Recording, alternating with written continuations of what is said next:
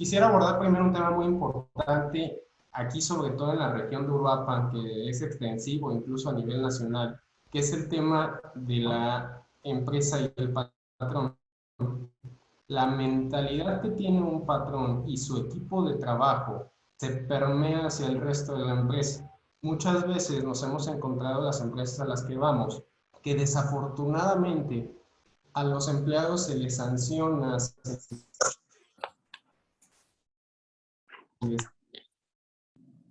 castiga sin un fundamento legal, se hace objetivo de acuerdo al jefe directo, a criterios de recursos humanos o a criterios incluso del propio patrón, sin tener un proceso claro de sanciones. Este proceso claro debe de ser lo más parecido o lo más apegado a la norma legal. ¿Y por qué me refiero a lo más apegado? Desafortunadamente en México no tenemos una norma específica que nos desarrolle ese procedimiento paso por paso. Tenemos que sacarlo de todas las normas que le pueden llegar a aplicar y formar un proceso unificado.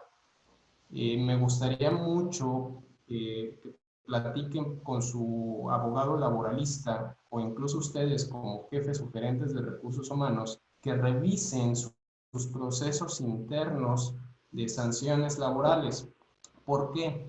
Porque muchas veces, como pasaba antes, ¿no? Bueno, es que le encargo al contador, le encargo al administrador que me haga esto, que me haga este reglamento interior, que me haga este proceso, pero al no tener las bases sólidas, al no tener la experiencia o el conocimiento necesario, desafortunadamente adquirimos conocimiento no válido. Curiosamente, hace unos días que quise volver a validar la información de la exposición, me encontré con que toda la información en materia de sanciones es para Sudamérica, para países como Colombia, Perú, Argentina, todos esos tipos de países ya tienen dentro de su legislación laboral un sistema de procedimientos con términos definidos. Desafortunadamente en México no existe y es donde la empresa corre un riesgo. Si yo me metí a internet y busqué, oye, dame proceso sancionatorio o dame cómo sancionar a mi trabajador, me va a arrojar un montón de páginas de por allá de otros países, pero no de México. Entonces tengan mucho cuidado con eso y sometan a revisión sus procesos con un abogado laboralista. Ok, una vez dicho esto, nosotros dentro de Grupo Aboga nos hemos dedicado y relativamente reciente, hace unos 5 o 6 años, al tema del compliance laboral. Ya no es el abogado laboralista, ya no debe de quedarse en el litigio. El abogado laboralista ahora debe de migrar a un sistema preventivo, a un sistema de cumplimiento, a ser un abogado de empresa. El abogado laboralista tiene que volver, o incluso ustedes como gerentes o jefes de recursos humanos, deben de tener en cuenta que tanto la legislación mexicana como los criterios que ha sostenido la Suprema Corte de Justicia de la Nación van encaminadas a aprobar en materia laboral. Es decir, si bien es cierto,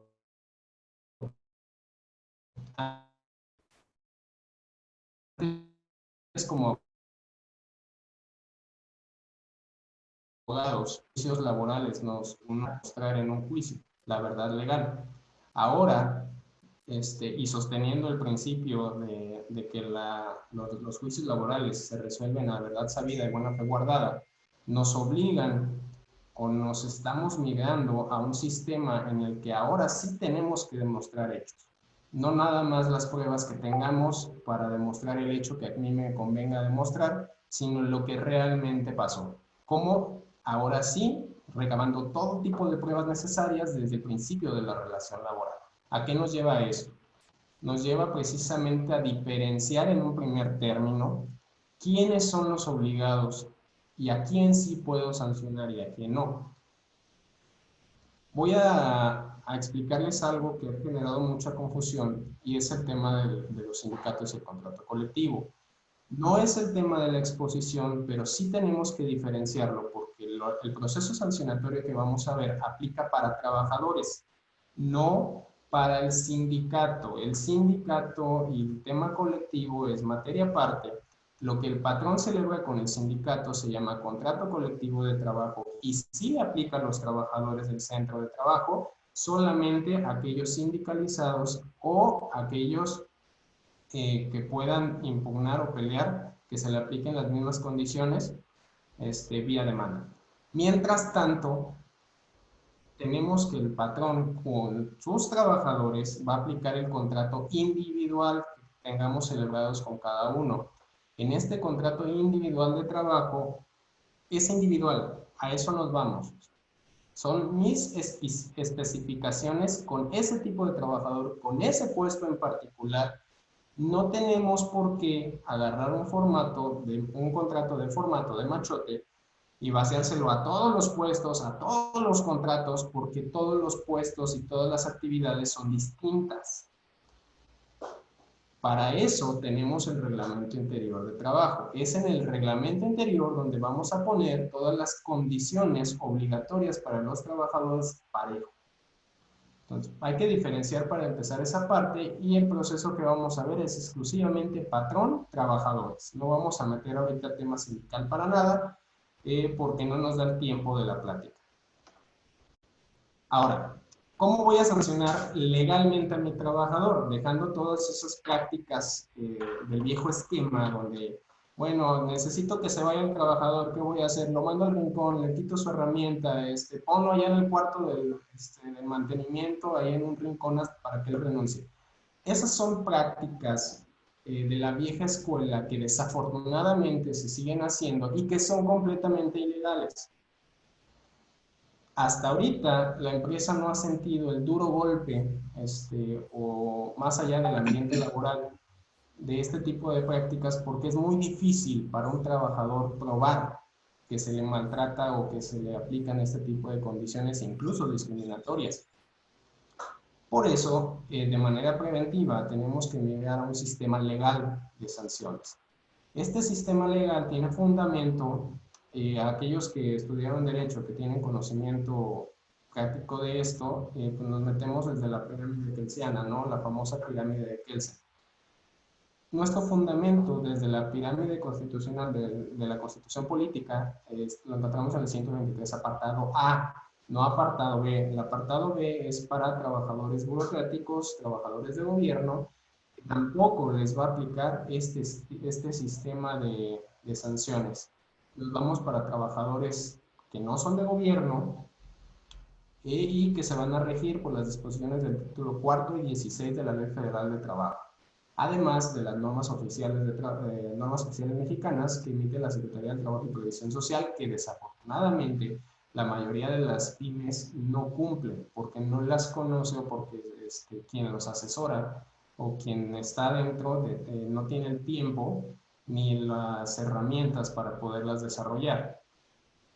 Pero aquellos que puedan, por favor, bájense todas las normas oficiales mexicanas de la Secretaría del Trabajo y Previsión Social, las que les puedan aplicar, revísenlas y de ahí nos vamos a agarrar para empezar a cumplir con todo lo que tenemos que tener. Más abajo nos encontramos con nuestros contratos laborales y el reglamento interior de trabajo y a falta de estos, los principios generales de derecho, la costumbre. De todas estas normas legales vamos a sacar varias reglas. Como comentábamos, estas reglas no están específicamente en un capítulo de la ley desarrolladas. Tenemos que sacarlas de todos estos fundamentos de este marco legal. Y vamos a empezar con el principio de la no doble sanción. ¿A qué nos referimos con que no necesitas ni debes sancionar dos veces a un trabajador por el mismo hecho? Está protegido desde nuestra Constitución el principio llamado non bis in idem, que significa no doble pena por mismo hecho. No significa que si mi trabajador, por ejemplo, llegó borracho y me golpeó a uno de sus compañeros, que no lo pueda sancionar dos veces. Significa que no lo puedo sancionar dos veces. Dos veces por llegar borracho y dos veces por golpear al compañero. No, es una por el estado alcohólico y otra por la violencia. Entonces, hay que diferenciar muy bien este principio y saberlo aplicar. También nos vamos a la obligación, y esta sí está tal cual en la Ley Federal del Trabajo, no podemos multar al trabajador. Nos hemos encontrado en muchas empresas que toman esta costumbre de sancionar al trabajador, de multarlo por cualquier cosa. Bueno, es que llegó tarde, multa de 50 pesos. No vino a trabajar, multa de 200 pesos. Ya se le... Y ojo, es muy distinto la multa al descuento. Bueno, es que por negligencia o impericia se le cayó la bandeja y me rompió vasos, platos. La herramienta metió ahí el celular a donde no debía, se cayó y me dañó la maquinaria. Ese tipo de descuentos que están permitidos por ley es distinto a una multa. Entonces, vamos a empezar a diferenciar, por favor, esta parte, porque los descuentos, al ya estar marcados en ley, no les aplica un procedimiento sancionatorio, pero sí debemos de demostrar la causa. ¿Para qué? Para efectos de sanción. Vamos al ejemplo. O sea, por ejemplo, llega el mesero, lleva la charola, no tuvo el cuidado, se le cae y rompe los platos y los vasos, las copas. ¿Qué va a pasar? Bueno, al trabajador sí le puedo aplicar el descuento, pero además le puedo iniciar un procedimiento sancionador por no tener el cuidado, la experiencia necesaria para el desarrollo de la actividad. Para eso tenemos que cumplir el procedimiento que vamos a ver a continuación. Ok, otra regla es no disminuirle derechos. Mis sanciones para nada deben tocar derechos laborales ya establecidos, ya adquiridos. No puedo poner de sanción que el trabajador le voy a quitar tantos días de vacaciones, que el trabajador no va a percibir aguinaldo, que el trabajador, pues ahora te vienes a trabajar en tu día de descanso obligatorio. Ese tipo de sanciones disminuyen los derechos básicos de todo trabajador. Esos derechos, al ser disminuidos vía sanción, pueden generar dos situaciones. La primera es ilegal y el trabajador tendrá el derecho a reclamarte vía legal, ya sea el pago o el disfrute de los derechos que le hayas quitado, o bien, incluso si lo que le disminuiste fue el salario, puede demandar en una rescisión de la relación laboral con causas imputables al patrón. Entonces nos va a salir muy caro este tipo de decisión de haber tenido un procedimiento claro y sin seguir estas reglas.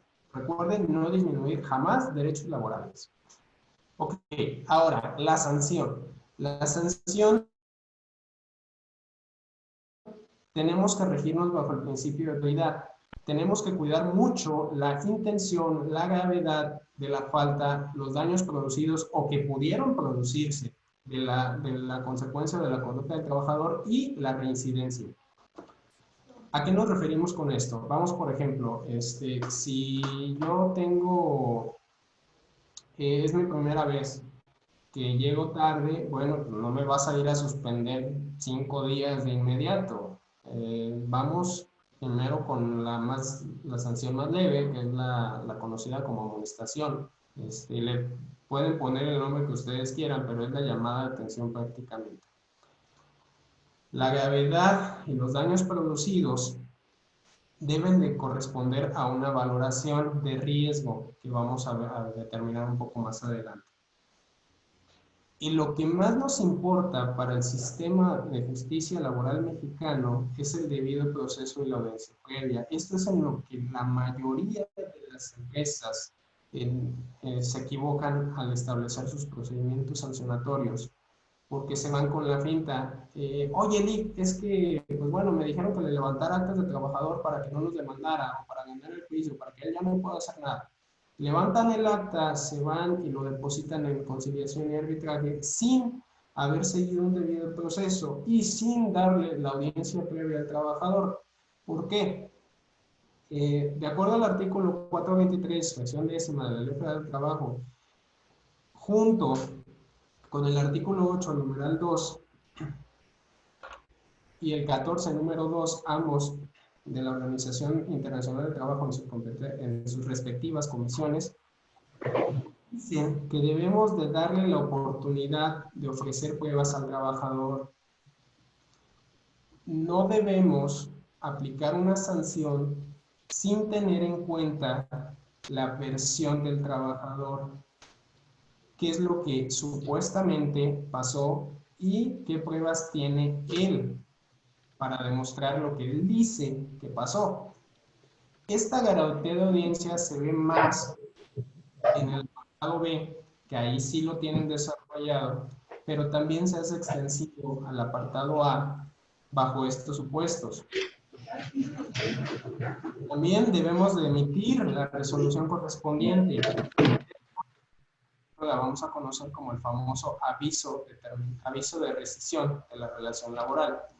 El aviso de rescisión, esto es con lo que sí hacen, bueno, sí lo emiten, pero desafortunadamente siguen principios administrativos que debe estar fundado y motivado. ¿A qué nos referimos? Bueno, debe de estar fundado al tener yo un procedimiento establecido en mi reglamento interior de trabajo y que se haya violado la tal fracción de tal artículo del tal reglamento en el supuesto marcado en dicho reglamento. Por eso es tan importante que al momento de elaborar sus reglamentos interiores se valide punto por punto, causal por causal, es decir, todas y cada una de las conductas que el trabajador puede incurrir y que yo pueda sancionar. ¿Por qué? Por el famoso principio de tipicidad, que es más de la materia penal, pero también se puede conocer en materia laboral al decir que el trabajador debe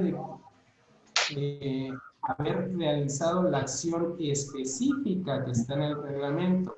Si mi reglamento no dice que el trabajador debía de ingresar y se protocolo en estos tiempos, por ejemplo, de seguridad e higiene, pues bueno, si yo quiero rescindirlo por esa falta, no tendré mi motivo o mi sanción no debe de basarse en el reglamento interior de trabajo. Tendré que usar un procedimiento distinto establecido bajo las causales del artículo 47 de la Ley Federal del Trabajo. Y tenemos que cuidar que cuando se hagan todos estos tipos de procedimientos, el trabajador debe tener una posibilidad de impugnarla. No me refiero ante la misma empresa, sino ante las instancias jurisdiccionales correspondientes, en estos casos, la Junta de Conciliación y Arbitraje. ¿A qué me refiero con esto? Muchas veces la empresa nos dice, oye, Lick, y si hacemos esto, ¿ya no va a demandarme? ¿Ya no es posible que me demande? No, la respuesta es no. Claro que el trabajador puede demandarte porque es parte del debido proceso que él tiene. Él debe tener el acceso a la justicia. Para mí, la resolución pudo haber sido válida, para mí yo tengo todos los hechos, todas las pruebas, pero el trabajador tiene la opción de impugnarla. Entonces, nos vamos a ir a un juicio. Claro que las probabilidades de ganarla son altas por todo lo que tenemos, pero la demanda no se la podemos bloquear o impedir de ninguna forma. Es un derecho que él tiene. Ok, ahora vamos a meternos para efectos prácticos, y aquí es donde nos vamos a tardar un poco más. ¿De dónde nace este proceso sancionatorio? ¿Quién lo va a crear? ¿Qué es lo que va a hacer esta persona o estas personas? Tenemos que nombrar una comisión mixta para la elaboración del reglamento interior de trabajo. Esta comisión es obligatoria en las empresas, en las auditorías, en las inspecciones que hace la Secretaría del Trabajo y Protección Social, te la pide. Te pides una serie de requisitos en materia de reglamento interior del trabajo que debemos de tener. No nada más eso, para el alcance legal de esta comisión es precisamente darle validez legal al reglamento y al proceso y como consecuencia todas las posibles sanciones que podamos imponer. ¿A qué me refiero? Si no tengo una comisión, pero sí tengo un reglamento, este reglamento va a ser inválido por el simple hecho de que no lo formuló una comisión mixta en este sentido. ¿Quién va a ser la comisión? Ok, la comisión nos dice la ley que las debe conformar mismo número de representantes del patrón y mismo número de representantes de los trabajadores. Ni en la ley, ni en las normas oficiales mexicanas, incluso preguntando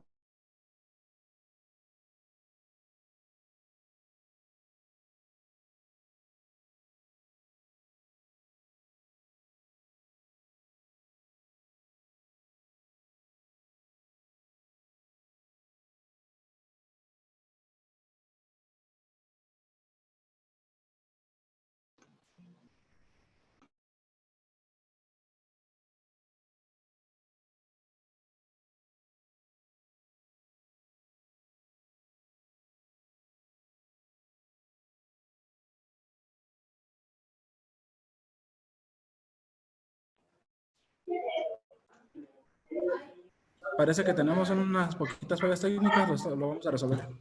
una disculpa por eso. Entonces, si quieren, por favor, micrófonos. No me conoce y no se paga esta cosa. Un favor de silenciar sus micrófonos. Gracias. Ok, regresamos. Esta comisión, para formarla, debemos de emitir una convocatoria y debemos de señalarle a los empleados que tienen ese derecho. Yo, como empresa, los convoco a todos los trabajadores de este centro. Una disculpa, comparto pantalla. Yo, como empresa, debo decirle a los trabajadores que apliquen o que convocan a todos a nombrar a sus representantes. Estos representantes deben de designarse mediante actas, generen las pruebas de que realizaron la convocatoria, de que sus trabajadores nombraron a sus representantes y que ustedes como patrón nombraron a sus propios representantes. Una vez que tengan estos nombramientos, ahora sí, se juntan las personas que fueron designadas e integran la comisión mixta. Esta comisión mixta, el principal objetivo es elaborar el reglamento interior de trabajo, pero debe de hacerlo de acuerdo a unas bases. ¿Cuáles son las bases que vamos a tomar de acuerdo a la ley y de acuerdo al marco legal? Ok, primero, vamos a empezar tipificando la infracción. ¿A qué nos referimos con esto? El trabajador no puede ser sancionado por supuestos que no estén establecidos en el reglamento interior. Si el trabajador, como comentamos ahorita, vamos a tomar el ejemplo que llevábamos, es el mesero que desafortunadamente, o incluso por ahí se llevó sin permiso una cuchara. Si literalmente el reglamento interior de trabajo no me señala que tiene prohibido el trabajador sustraer equipo de trabajo, herramienta de trabajo, mi proceso sancionatorio no lo voy a poder seguir. Partimos de la causa. Mis causas deben de ser específicas de acuerdo a mi día a día en la empresa.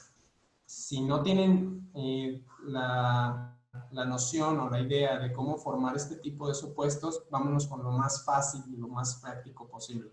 Tomen la Ley Federal del Trabajo, váyanse a sus artículos 134 y 135, que establecen las obligaciones y prohibiciones de todos los trabajadores, y empiecen a desglosarlas y a desarrollarlas. No significa que agarren tal cual la causal y la pongan en su reglamento interior de trabajo. Tómenla y adáptenla a lo que ustedes vivan en sus empresas. De ahí nos vamos al artículo 47, lo mismo. Tomamos supuesto por supuesto y vemos cómo aplica mi empresa para de esa forma tipificarla en mi reglamento. Una vez que tengo este listado de infracciones, nos vamos a calificar el daño. Al lado de estas infracciones vamos a determinar qué daño me puede provocar a mí, a mi empresa, este tipo de infracciones. De acuerdo siempre al principio de proporcionalidad. Ok, ¿qué me va a pasar si mi empleado daña la caja? bueno, como nada más tengo una caja, no voy a poder cobrar, no voy a poder emitir comprobantes simplificados, no voy a poder cumplir con mis obligaciones y por lo tanto es un daño muy fuerte a mi giro. Entonces, en esa causal en específico la voy a poner más grave que otras. La gravedad de la sanción, de la infracción es lo que vamos a calificar aquí. ¿Por qué? Porque después de eso nos vamos a una tercera columna donde ahora sí vamos a meterle la sanción que le corresponde a esta infracción. Ok, ya vi que este daño me causa, entonces la sanción que le voy a aplicar es más fuerte, no voy a ponerle algo leve. Y estos tipos de sanciones tampoco las vamos a encontrar en la ley más que la suspensión y la rescisión. La amonestación se realiza por práctica, por costumbre dentro de las empresas y es más, volvemos a lo mismo, nos jalamos figuras de los sistemas de países sudamericanos, donde allá sí se especifica tal cual, pero en la legislación mexicana sí nos ponen límites a estas dos causas, la suspensión y la rescisión. La amonestación, de forma general, se maneja de la siguiente forma.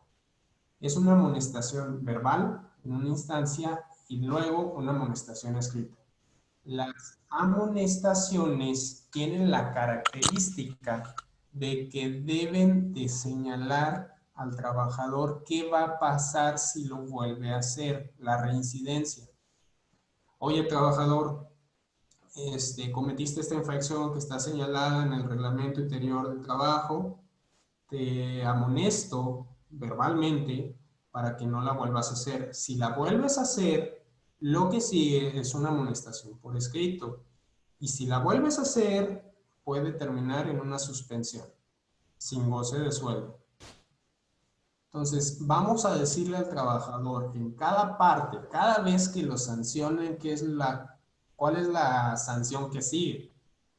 Tengan mucho cuidado con eso, por favor, porque muchas veces nos vamos con la finta, solamente lo regañamos, el trabajador se va con que, me regañó, no pasa nada, y lo sigue haciendo, y desafortunadamente uno como patrón también dice, no me sirvió la regañada, lo dejo ahí o lo sigo regañando sin generar ningún efecto. Hay que escalar en las sanciones, siempre y cuando tengamos este proceso ya definido y ya en práctica.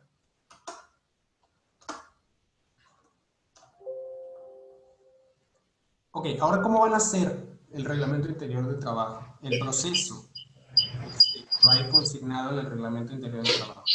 Primero establecemos ciertas fases. Fase 1, un reporte. Mi procedimiento debe empezar con un reporte. A ver, ¿quién me va a reportar la infracción del trabajador? Quien sea. Puede ser un compañero de trabajo, puede ser el jefe inmediato, puede ser recursos humanos, si se dio cuenta, cualquier persona que pueda reportar el hecho. Lo correcto para darle el causal legal correspondiente es que el reporte sea emitido por el jefe inmediato. Si el jefe inmediato genera un reporte, se valida legalmente dicho reporte. ¿A qué me refiero con eso? Los jefes inmediatos, al ser jefes, tienen todos, y si no, por favor, modifiquen sus perfiles de puestos, las actividades de supervisión, de vigilancia, respecto a sus subordinados o a su equipo de trabajo. Entonces, si yo tengo como una actividad la supervisión de mi equipo, claro que me voy a dar cuenta de las infracciones que puedan cometer. Por tanto, el reporte se recomienda que siempre lo emita el jefe inmediato. Después de ahí nos pasamos a una fase de investigación. La empresa debe de investigar previo a darle audiencia al trabajador si la infracción se cometió o no en los términos que se le reportó o si fue de una forma distinta o incluso si fueron más infracciones. Si nada más me reportaron una, pero yo en la investigación determino 3, 4, 5, entonces voy a iniciar procedimiento por 3, 4, 5. Esta investigación internamente las empresas la pueden manejar como quieran. Es meramente una investigación administrativa en la que pueden consultar a personas que estuvieron presentes, testigos, videos, audios, cualquier forma que les sirva para que en el día en que se le dé el derecho de audiencia al trabajador se confronte las versiones. En la tercera fase, que es precisamente esta, cuando al trabajador se le da la posibilidad de dar su versión, de ofrecer las pruebas que puedan demostrar su hecho, tengan mucho cuidado. Si bien es cierto, no existe un proceso en esta fase específico, sí debemos de cuidar ciertos principios. La confidencialidad es uno de ellos. No tengo por qué mandar llamar o hacer reuniones, y esto desafortunadamente lo he visto en muchos lados, incluso lo recomiendan por ahí varios colegas. Bueno, es que manda llamar al dueño, que se venga el contador, que se venga el jefe inmediato, que se venga recursos humanos, que se venga la señora que vende las tortas allá afuera. Mandan a hablar como a 7, 8 personas al día que le dan esta garantía de audiencia. Tenemos que considerar que esta garantía de audiencia es específicamente con el área o la persona competente para tal efecto. Muchas veces cuando llegamos a las empresas, les pedimos los perfiles de puesto. O en su defecto, los contratos laborales, en el clausulado donde vienen las actividades. ¿Por qué? Para validar este tipo de situaciones, tenemos que saber si en una empresa hay alguien facultado para meterse a intervenir en este tipo de procesos. Es distinto. La comisión mixta para la elaboración del reglamento integral de trabajo es solamente para eso, para la elaboración. Ya en el proceso lo desarrollan las áreas competentes de la empresa. Entonces, normalmente mi área competente va a ser recursos humanos. Ok. Mi perfil de puestos tiene las actividades propias para realizar este tipo de proceso. Sí. Tanto mi contrato como mi reglamento están conciliados. Sí. Ok, entonces ahora sí. Recursos humanos, llámalo al trabajador, demuéstrale el hecho, lo que hayas investigado, dile de qué se le acusa, de qué causal se le acusa y deja que él se defienda. Ese día, el día que platiquen con sus trabajadores, lo mismo que con las demás fases, se debe de generar la prueba, la constancia de que se realizó. Normalmente lo conocemos como las llamadas actas administrativas. Y ahí es donde tengan cuidado. Cuando llevan actas administrativas a presentar a conciliación y arbitraje, normalmente las llevan sin darle el uso de audiencia al trabajador. Oye, Nick, es que a mí me dijeron que llevando las actas o depositándolas en conciliación ya no hay problema, que con eso son válidas. Falso. ¿Por qué? Porque no seguimos el principio de debido proceso de audiencia. No le diste al trabajador la oportunidad de defenderse de esa acta. La más común, las actas por faltas. Oye, ¿por qué le llevaste y le dijiste a una autoridad? ¿Por qué le confesaste a una autoridad laboral que para ti un trabajador había faltado injustificadamente? Cuando en la realidad el trabajador estaba incapacitado, que no te ha llevado a la incapacidad distinto, pero estaba incapacitado o incluso estaba desaparecido. Entonces la familia ya estaba en el proceso declaratorio de desaparición y adelante. El efecto legal es que estaba suspendida la relación de trabajo. ¿Por qué estás diciendo que faltó injustificadamente y lo llevaste a confesar ante una autoridad? Eso puede ir en tu contra en un futuro. Tengan mucho cuidado, por favor, en todas sus actas, darle ese derecho de audiencia al trabajador. Y haciendo la aclaración, las actas de este tipo son las que llevan o son las que están desarrolladas dentro del proceso sancionatorio. ¿A qué me refiero? Que si son actas que no voy a usar dentro del proceso sancionatorio, está bien, no pasa nada. Esas no, ni se registran en conciliación, ni es necesario que generes algún tipo de formato específico porque van a ser internas. Si voy a sancionar al trabajador, entonces sí, debo de seguir mi proceso tal cual. Ok, quinto paso. Ya que tengo mi proceso armado por la comisión mixta, la comisión va a elaborar el reglamento interior de trabajo. Parte de este reglamento interior de trabajo es el proceso sancionador. No nada más es eso.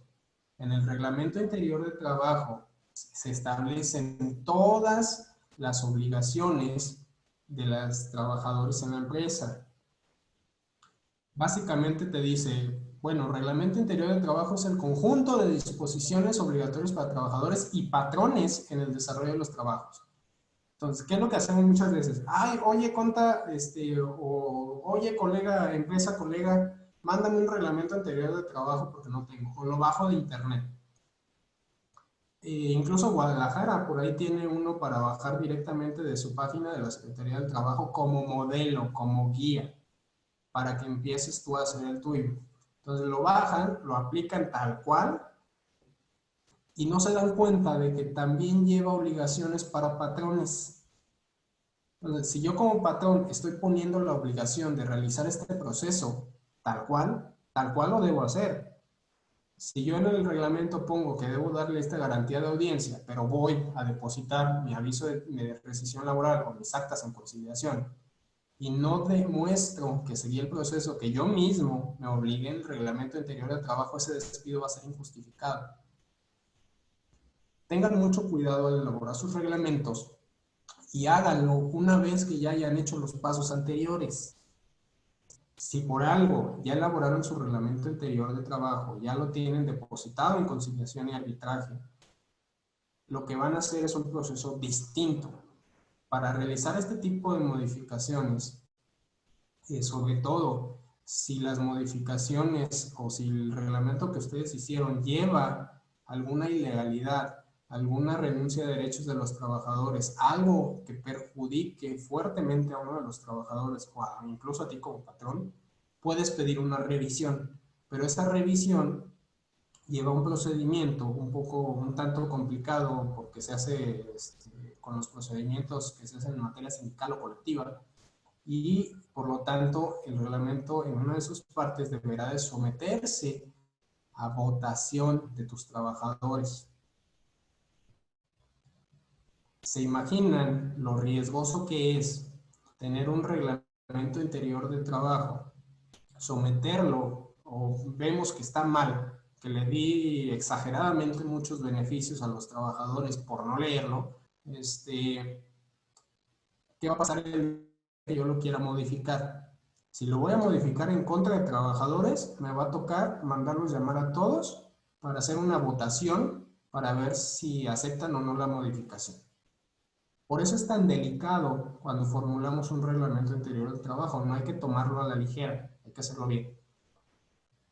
Por último, ya que en mi reglamento tengo todo, vamos y lo depositamos ante las juntas de conciliación y arbitrajes competentes. Tengan mucho cuidado. La mayoría de las juntas o de las autoridades laborales tienen sus requisitos para depósito. Muchas veces nos vamos con la finta y, está bien, me llevo mi escrito, aquí está mi reglamento, aquí están los anexos, llego, lo deposito, me voy con mi acuse y ya, cumplí. Listo, empresa, adelante, aquí está. Con esto, de acuerdo al artículo 425, en teoría el reglamento estaría vigente. Porque el artículo 425 me dice que va a surtir efectos al día siguiente de su depósito ante la autoridad. Pero es muy distinto presentación a depósito. Lo que hicieron fue presentar el reglamento interior. Para un depósito nos falta un acuerdo precisamente de la autoridad laboral que me diga que ese reglamento no contiene renuncia de derechos, que es válido, que se cumplió con todos los requisitos y que ahora sí, en ese acuerdo se va a tener por depositado el reglamento interior del trabajo. Hasta que no se tenga ese acuerdo de depósito, no va a surtir efectos el reglamento interior. Tengan cuidado al aplicarlos.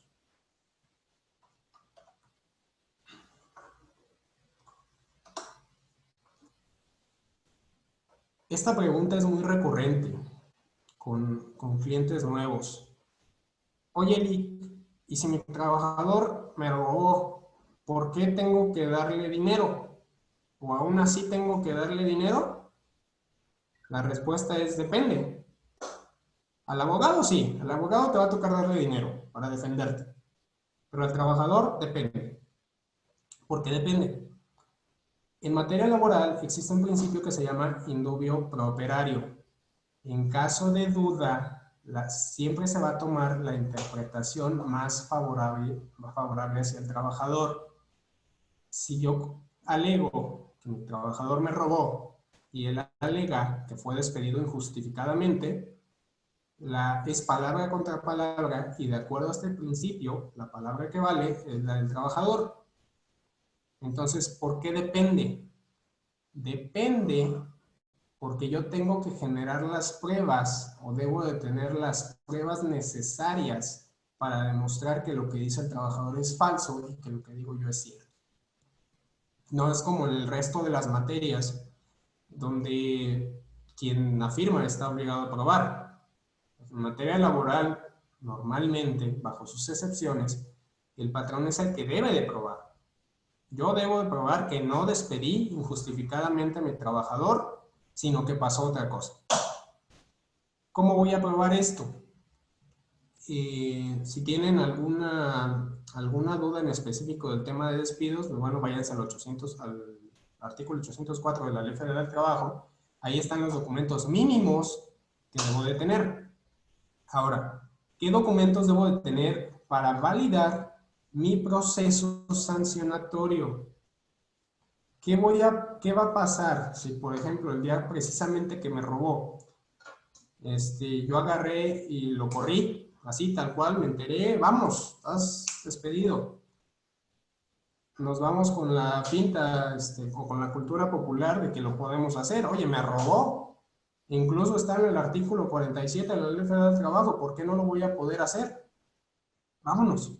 Ah, bueno, pues nada más que para que sea legal tienes que seguir un procedimiento que debe de estar en tu reglamento interior de trabajo, que debiste haber formulado por una comisión mixta y que debe de estar depositado con un acuerdo correspondiente ante las autoridades laborales. Solamente así tu despido va a ser justificado, el llamado despido justificado, o como debe de ser legalmente, tu rescisión de la relación de trabajo por una causa imputable al trabajador. Si no lo hiciste así, tu despido fue injustificado. Pruebas. Desde demostrar la relación de trabajo como tal, a través de mi contrato individual de trabajo, pasando por las reglas que les aplican a todos los empleados en el reglamento interior, incluido el procedimiento sancionatorio, y terminando en todas las actas internas que me demuestran que yo seguí, o que le demuestran a la autoridad que yo seguí ese procedimiento, y por lo tanto que terminó en un aviso de terminación soportado legalmente con pruebas. Técnicamente, teniendo estos tres elementos, podemos soportar nuestro aviso de terminación. Adicional a eso, debemos tener un montón de pruebas extras que tenemos que si viene en un juicio. Si tu aviso de rescisión el trabajador lo considera injustificado, va a terminar en un juicio. ¿Qué va a pasar en un juicio? Él va a alegar que fue despedido sin causa, tú vas a alegar que fue despedido con causa, y en esa litis, tú como empresa debes demostrar que lo despediste con la causa. Pero no nada más eso. Tenemos que demostrar todas las condiciones de trabajo a las que estuvo sujeto el empleado mientras estuvo conmigo. ¿Cuáles son esas causas? ¿Cuáles son esas condiciones? El salario con mis nóminas, las listas de asistencia para corroborar registros, los recibos de pago de prestaciones, todas aquellas otras pruebas, otros documentos que ya debes de tener en la empresa en términos del 804 de la Ley Federal del Trabajo. Si no los tienes, agarra ese artículo, toma esta exposición y empieza a elaborarlos. Ahora, para poner un ejemplo, y aquí es donde vamos a empezar a platicar más de casos prácticos. Esto es lo que normalmente pasa dentro de unas empresas y con lo que nos hemos topado más. Yo soy una empresa que está bien, caché a mi empleado, me dijeron, incluso sin estar seguro lo hacen y lo despido, pensando que lo despedí justificadamente. Cuando platicamos con ellos, preguntamos, a ver, ¿tienen reglamento interior de trabajo? Nos dicen, no, no tengo. O si lo tengo, no lo tengo depositado. O si lo tengo presentado, no tengo el acuerdo de depósito. Ok. Segundo, ¿tienes contratos individuales de trabajo con esta persona en particular? Sí lo tengo, pero nunca me lo firmó. O no tengo. Aquí voy a hacer un pequeño paréntesis. Es muy distinto tu contrato de trabajo escrito al verbal. Acuérdense que un contrato individual de trabajo puede ser verbal. Entonces, desde el día 1, desde que empezó contigo, desde que lo diste de alta en IMSS, empezó la relación de trabajo. Cuando se dieron los 3 elementos de la relación de trabajo, empieza un contrato individual verbal.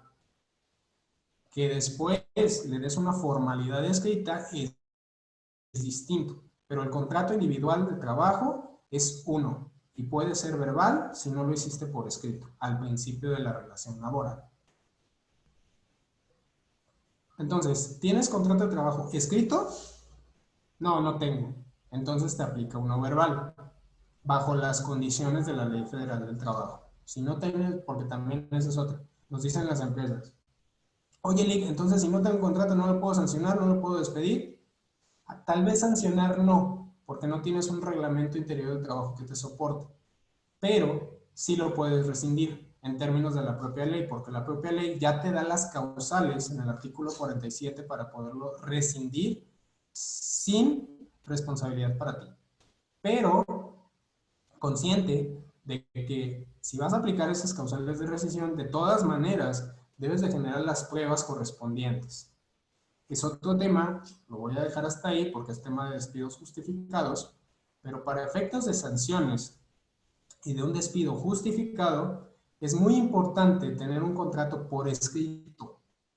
¿Cuál es la consecuencia de no tener un contrato por escrito? Como ya dijimos, va a ser un contrato verbal y se van a aplicar las condiciones de la Ley Federal del Trabajo.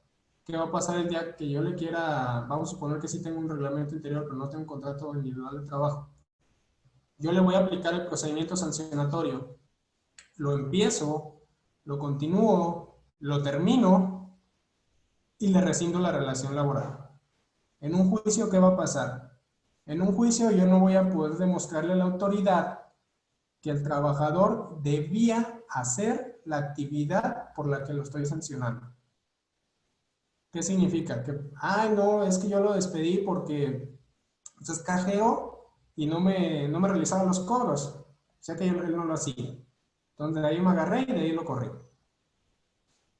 ¿Qué va a pasar en un juicio? En un juicio yo no voy a poder soportar que efectivamente él como cajero tenía esa obligación.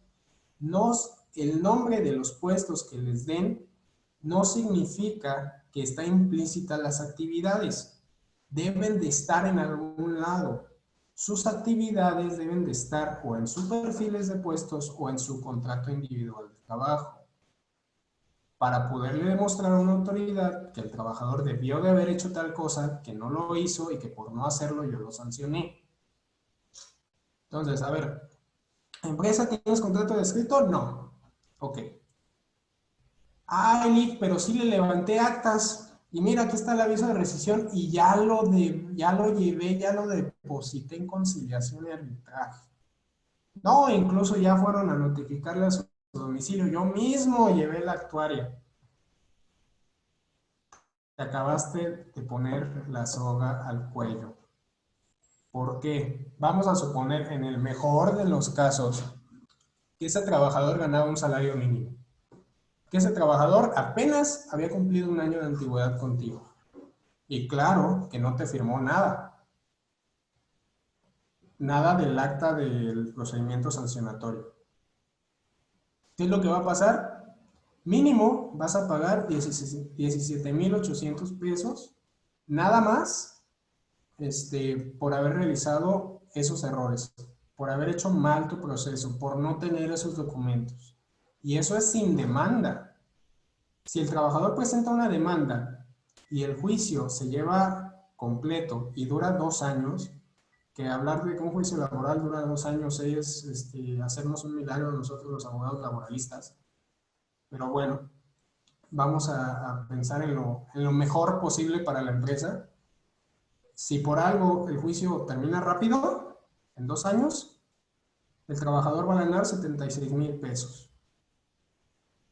Nada más porque tú te equivocaste al no tener un reglamento interior al trabajo o al no tener un contrato por escrito, aunque el trabajador se haya equivocado. Eso es lo peor. El trabajador se equivocó. No le pude demostrar, no tengo reglamento, no tengo todo, no hice nada. Me fui al último paso del acta y del depósito, pero me faltaron todos los demás. Ah, pues por hacerlo así, porque te ganó la emoción, te va a tocar pagarle al trabajador tanto. Y un dato curioso todavía para que tomen más en cuenta lo que está pasando, es que el 90% de este tipo de demandas se ganan. ¿De qué depende el 10% restante? Prácticamente del abogado que elija la empresa y del abogado que elija el trabajador. Pero ya tiene un 90% ganado. ¿Por qué? ¿Cómo vas a corregir algo que no tienes? ¿Cómo vas a hacer un reglamento interior de trabajo y depositarlo y tener un acuerdo de depósito con una fecha de hace 2, 3 años? Es imposible, sin mencionar que es ilegal. Entonces, tengan mucho cuidado, por favor, con lo que le hacen a sus trabajadores.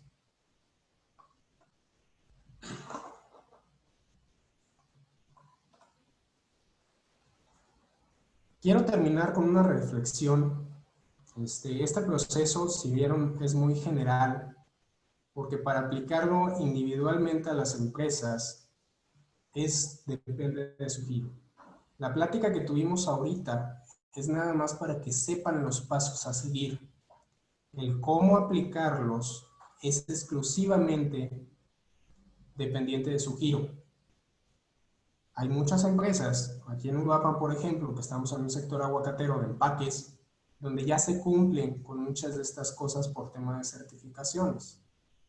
También tengan mucho cuidado con las certificaciones. Si yo soy un proveedor y la empresa a la que le estoy proveyendo ya me piden un montón de cosas, a veces esos requisitos no cuadran con mi reglamento interior de trabajo. A veces, vamos a poner un ejemplo, hay una certificación que me pide que yo tengo que darles cada 4 horas un descanso de 15 minutos a mis empleados. Dices tú, bueno, pero eso ya está en la ley, yo les tengo que dar una media hora por cada 8 de trabajo para alimentos y cubrir necesidades fisiológicas. No, la verdad es que la certificación te dice que debes de tener 15 minutos intermedios cada 4 horas. Es decir, no me los pongas ni al principio ni al final de las 4 horas. Entonces, ¿qué voy a hacer? ¿Qué puedo hacer, Lee? Ya no estoy cumpliendo. Si yo cumplo certificación, ya no voy a poder cumplir con la Ley Federal del Trabajo. Porque la ley me dice que esos 15 minutos no son válidos. Debe de ser media hora continua. Entonces, ¿qué hago, Lee? Bueno, pues escoge. Legalmente, aplica la Ley Federal del Trabajo. No debes de restarle derechos al trabajador. Entonces, el requisito de tu certificación está mal. Platícalo, obviamente, con un cliente y llegar a un acuerdo para que te validen ese punto de otra forma, pero no me le hagan caso más a la certificación que a lo que dice la ley. Acuérdense de la pirámide que vimos al principio. La ley está por encima de lo que dice cualquier tipo de política o reglamento interior de la empresa. Quiero platicarles un caso muy particular. Obviamente por temas de confidencialidad no puedo dar datos, pero uno de los casos de los que supimos, uno de los trabajadores se llevó supuestamente de la empresa alrededor de 4 o 5 millones en desvíos, equipos y demás, varios tipos de situaciones. La empresa no pudo demostrarlo de forma interna. En su etapa de investigación no se pudo demostrar que se realizó tal conducta, incluyendo, dejando de lado que no tenía reglamento. Después de eso, al momento de dar las gracias a la empleada, al empleado, se dan cuenta de que la empleada tiene una causa o una justificación para absolutamente todo lo que le decían. Después de eso, obviamente no la iban a seguir teniendo ahí por tema de confianza, la despiden. Dicen, bueno, me aviento un despido, yo ya sé que el despido tengo que darle 3 meses, tengo que darle prima de antigüedad, tengo que darle sus prestaciones. Adelante, aquí están. Prefiero despedirla injustificadamente que me siga robando.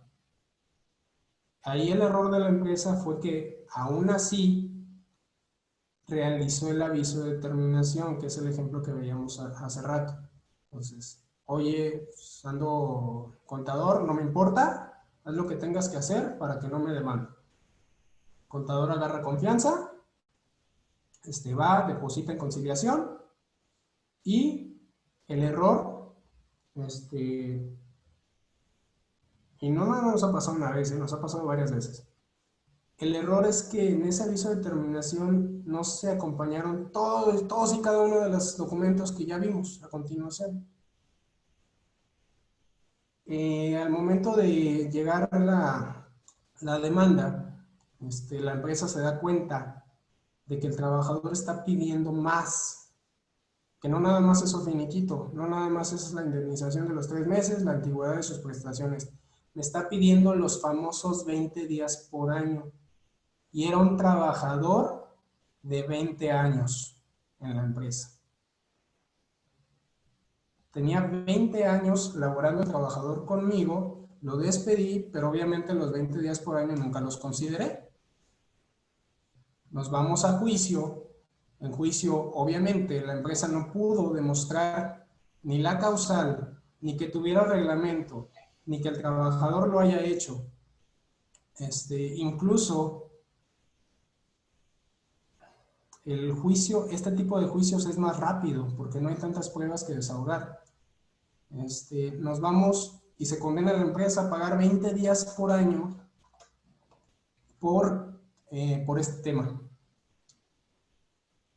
Tengan mucho cuidado porque para prima de antigüedad está topado.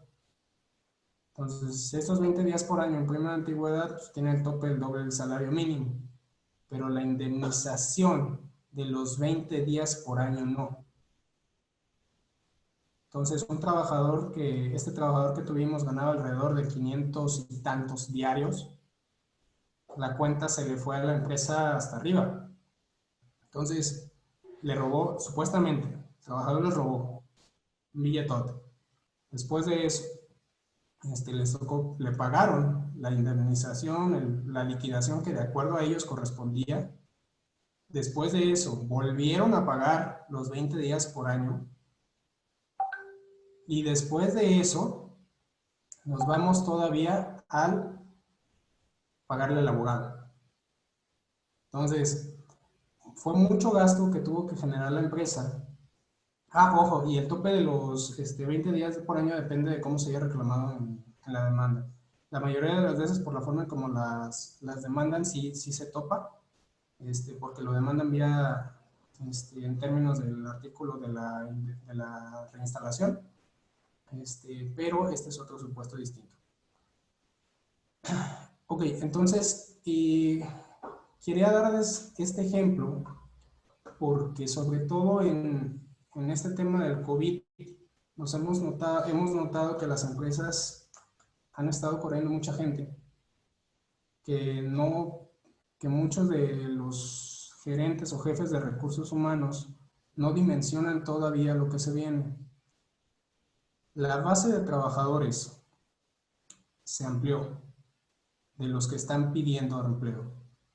Cuando ustedes empiecen otra vez a producir como normalmente producían, obviamente van a necesitar gente.